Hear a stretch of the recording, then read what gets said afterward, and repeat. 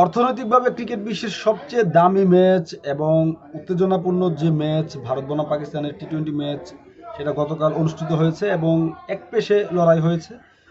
ভারতের বিপক্ষে 61 রানে হেরেছে পাকিস্তান।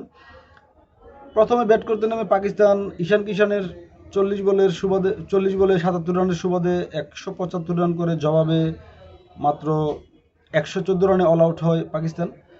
এই যে একপেশে লড়াই, এটা কিন্তু প্রত্যাশিত ছিল, আবার পাকিস্তানের পক্ষ থেকে একটা লড়াই করার একটা হুঙ্কার ছিল, কিন্তু শেষ পর্যন্ত পাকিস্তান লড়াই করতে পারেনি।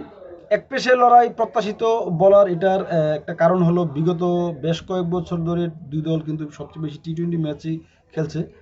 সেখানে ভারতের একচেটিয়া দাপট।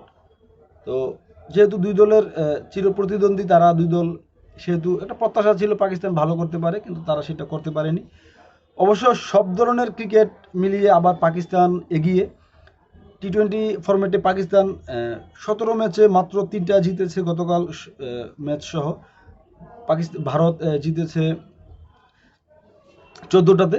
অপরদিকে টেস্টে আবার পাকিস্তানের জয় সংখ্যা বেশি, ওয়ানডেতেও পাকিস্তানের জয় সংখ্যা বেশি।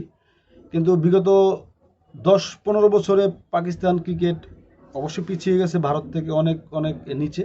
ভারতের ক্রিকেট অনেক বেশি এগিয়ে গেছে এই সময়টায়, এবং দুই দল যে লড়াইগুলোতে মাঠে নামে সেখানে ভারত একচেটিয়া জয়লাভ করে।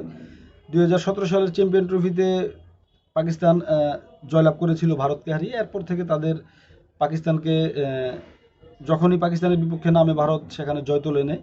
এবং গতকালের ম্যাচটা অনেক আকর্ষণ ছিল।